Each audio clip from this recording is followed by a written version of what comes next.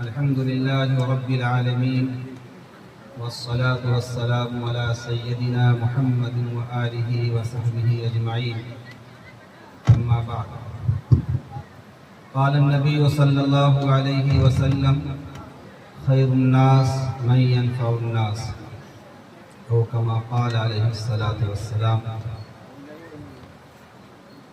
Stage پر تشریف فرما علماء کرام، ائمہ اعظام، حاضرین مجلس، پردہ میں چھپی میری ماں اور بہنیں، آج اس اجلاس کا مقصد آپ تمام حضرات کے سامنے واضح ہے کہ یہاں کے چند فعال نوجوان متحرک صاحب دل علماء اور ائمہ نے بالخصوص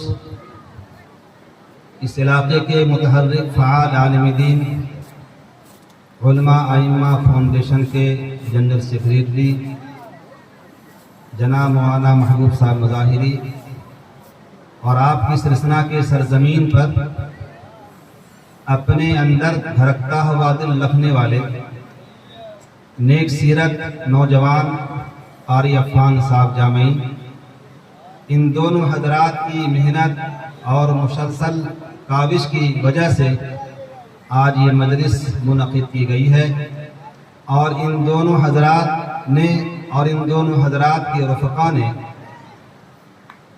جو محنتیں کی ہیں اور جس طرح کی کوششیں کی ہیں، ان کوشش اور محنتوں کا نتیجہ یہ ہے کہ آج یہاں پر مدھے پورہ سپول سہرسہ ضلع کے علماء اور اس علاقے کے ہندو مسلم بھائی سب یہاں پر موجود ہیں، اور وہ مقصد ہے غریب، بے بس، کمزور، یتیم بچیوں کی شادی، ان کے گھر کی آبادی اور ان نوجوان لڑکیوں کو سکون فراہم کرنا، اس کی زندگی کو، اگر وہ اہل ایمان ہے تو ان کی ایمانی زندگی کو مکمل کرنا، کامل کرنا، اور ان کی ماں اور ان کے باپ، ان کے والدین، ان کے رشتہ داروں کو اطمینان دلانا کہ آپ کے علاقے میں ایسی تنظیمیں قائم ہیں کہ اگر ہمارے اس علاقے میں آبادی میں ایسی بچیاں ہیں جو غریب ہیں یا یتیم ہیں، ان بچیوں کے سر پر ہاتھ رکھنے والا کوئی نہ کوئی فرد آپ کے علاقے اور اس ضلع کے اندر موجود ہے۔ ان حضرات نے ان بچیوں کے ہاتھ کو رنگنے کا کام کیا اور ان بچیوں کو رشتہ ازدواج سے جوڑنے کی کوششیں کی، اور اس کے واسطے اس مجلس کا انعقاد کیا گیا۔ سامعین کرام، بیوی شوہر کے واسطے اور شوہر بیوی کے واسطے اللہ کی زبان میں سکون کا سامان ہے۔ بیوی شوہر کے واسطے اور شوہر بیوی کے واسطے سکون کا سامان ہے، اور ایسا سکون کا سامان جس کے بغیر انسان کو سکون نہیں مل سکتا۔ انسان کے بنانے والے رب کائنات نے، کائنات کے بنانے والے خدا نے اپنے قرآن میں واضح طور پر ارشاد فرما دیا کہ ہم نے تمہاری بیویوں کو تمہارے واسطے سکون کا سامان بنایا ہے، اور قرآن کریم کے اندر 3 جگہ اس کا تذکر آیا کہ اللہ نے کن کن چیزوں کو انسان کے واسطے سکون کا سامان بنایا۔ اللہ نے گھر کو انسان کے واسطے سکون کا سامان بنایا، اللہ نے رات کو پوری کائنات کے واسطے سکون کا سامان بنایا۔ رات کی اندھیری میں پوری انسانیت کو سکون مل جاتا ہے، حتیٰ کہ بیمار انسان 11-12 بجے رات تک درد میں کراہتا رہتا ہے، لیکن جو ہی 12 بجے کے بعد شروع ہوتی ہے رات، تو اس کے بعد بیمار کو بھی نیند آ جاتی ہے۔ اللہ تعالیٰ نے گھر کو سکون کا سامان بنایا ہے، گھر بھی سکون کا سامان ہے۔ کسی انسان کو بغیر گھر کے سکون نہیں مل سکتا، اور جس کے پاس گھر نہیں اس انسان کی زندگی میں سکون نہیں۔ آپ کیا کھاتے ہیں, کون سی گاڑی پر آپ چڑھتے ہیں, سواری کرتے ہیں, آپ کہاں رہتے ہیں. اگر آپ کے پاس گھر نہیں ہے تو آپ کی زندگی میں سکون نہیں ہے. رب کائنات نے فرمایا کہ اگر ایک نوجوان لڑکا کو یا لڑکی کو, لڑکا کو بیوی نہیں اور بیوی کو لڑکی کو شوہر نہیں, تو اس کو سکون نہیں مل سکتا. اللہ تعالیٰ نے بیوی کو شوہر کے واسطے اور شوہر کو بیوی کے واسطے سکون کا سامان بنایا. جس چیز کو اللہ تعالیٰ نے سکون کا سامان بنایا, آج ہم لوگوں نے, ہمارے سماج کے مالداروں نے, ہمارے سماج کے مالداروں کے رسم و رواج نے, ان کی موج نے, ان کی انانیت نے, ان کا غرور تکبر نے اس سکون کے سامان کو حاصل کرنا ایک غریب کے واسطے اتنا مشکل بنا دیا. ایک غریب آسانی کے ساتھ اس سکون کو حاصل نہیں کر سکتا, جس کا اندازہ ہمیں بھی ہے, علماء کرام کو بھی ہے اور آپ لوگوں کو بھی ہے. یہاں بیٹھا ہوا ہر فرد یہ آج طے کر لے اگر کہ آج یہاں کے لوگوں نے, علماء کرام نے, یتیم خانہ فاؤنڈیشن کے ذمہ داروں نے ایک ایک روپیہ مانگ کر جمع کر کے غریب بچوں کی شادی کا انتظام کیا. اگر کہ یہاں کے مالدار ہی نہیں بلکہ علاقے کے مالدار یہ طے کر لیں کہ ہم آئندہ جب بھی اپنی بیٹی کی شادی کریں گے اپنی موج کو کھڑی نہیں کریں گے, اپنی انانیت کو سامنے نہیں کریں گے, غرور و تکبر کا مظاہرہ نہیں کریں گے. جس چیز کو یہاں کے علماء کرام نے مل کر کے کیا, یہاں کے غریبوں نے, مالداروں نے مل کر کے کیا, ہر مالدار یہ طے کر لے کہ کل سے ہم اپنی بیٹی کی شادی میں پورے گاؤں سماج کے لوگوں کو 5 طرح کی مٹھائیاں اور 5 طرح کی سبزیاں اور 4 طرح کا مرغ مسلم اور مٹن اور چکن اور مچھلی نہیں کھلائیں گے, بلکہ ان لوگوں کو دعوت کم سے کم دے کر اپنے محلے کے غریب بچی کی شادی اپنی بیٹی کی شادی کے ساتھ کر دیں گے. تو بھلا بتائیے ہمارے سماج اور معاشرے سے کتنی غریب بچوں کی شادی ہو جائے گی. لیکن افسوس ہے ان مالداروں کے مالداری پر, افسوس ان مالداروں کی انانیت پر.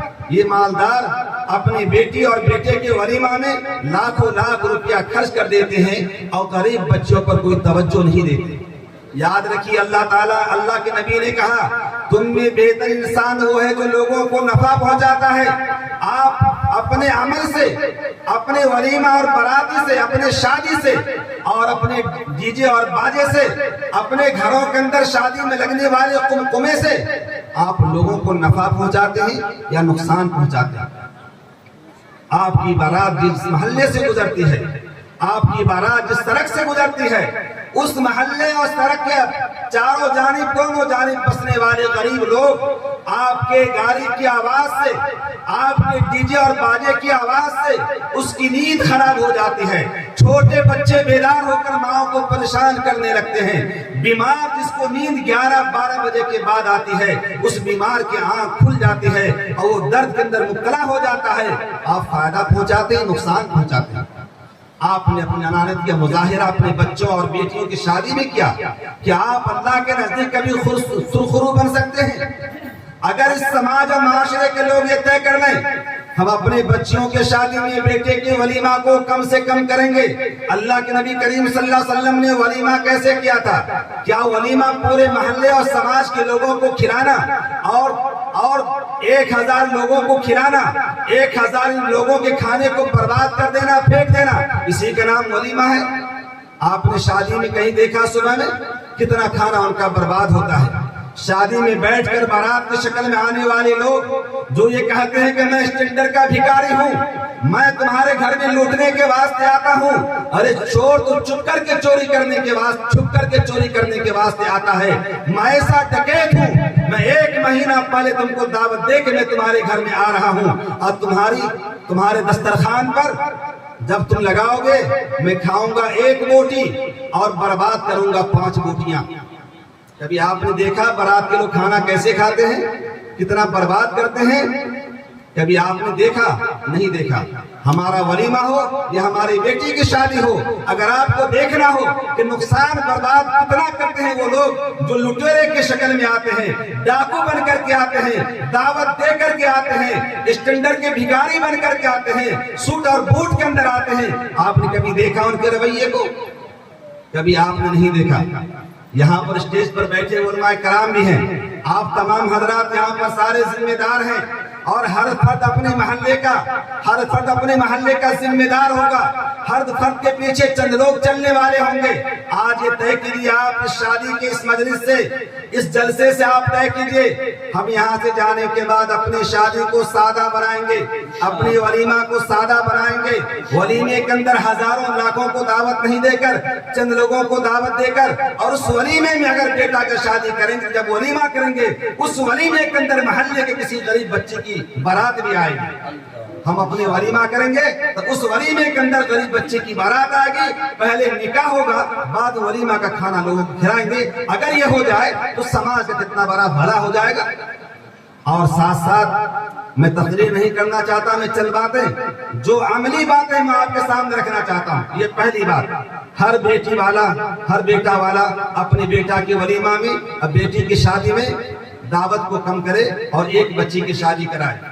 साथ साथ एक और बात, हम सब ये तय करें अपने इलाके के अंदर कि हम सब बारात जाना छोड़ देंगे। बारात जाना अच्छी चीज नहीं है। बारात हम नहीं जाएंगे तो शादी आसान हो जाएगी।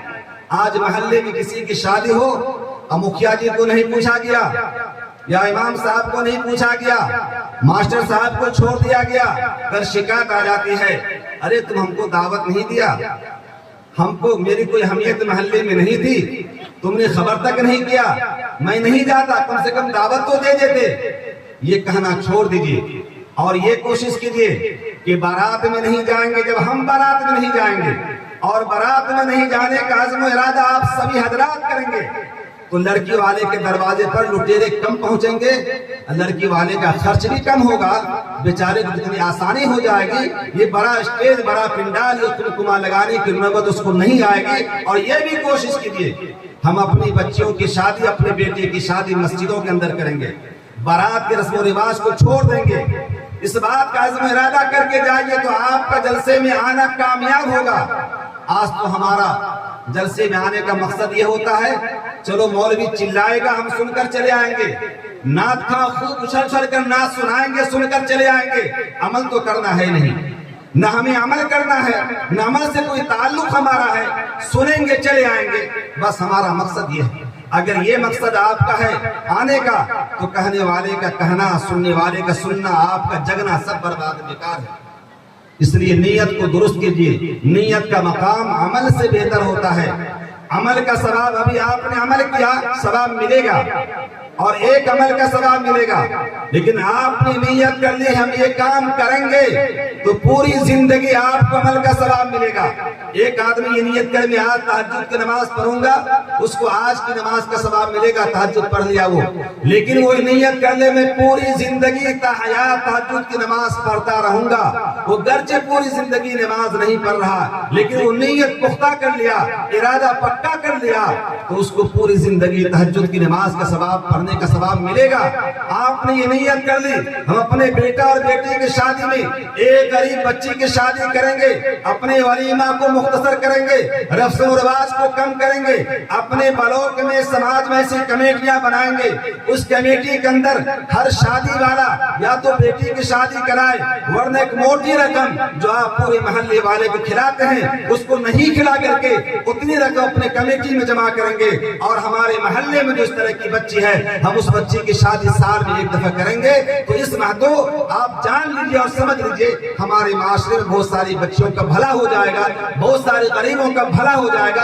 अरे गरीब होना और बेटी का पैदा करना कोई जुल्म नहीं है। अगर बेटी का पैदा करना जुल्म होता, हम भी किसी बेटी के बेटा हैं, हमारी माँ भी किसी की बेटी थी, आपकी माँ भी किसी की बेटी होगी, आप भी किसी माँ के बेटे हैं, आप किसी बाप के खाली बेटे नहीं हैं कि बाप ने पैदा कर दिया माँ के बगैर, ऐसा नहीं है। किसी माँ के पैदा किए हुए हम सब हैं। माँ न होती, बेटी न होती, हम सब दुनिया में नहीं आते।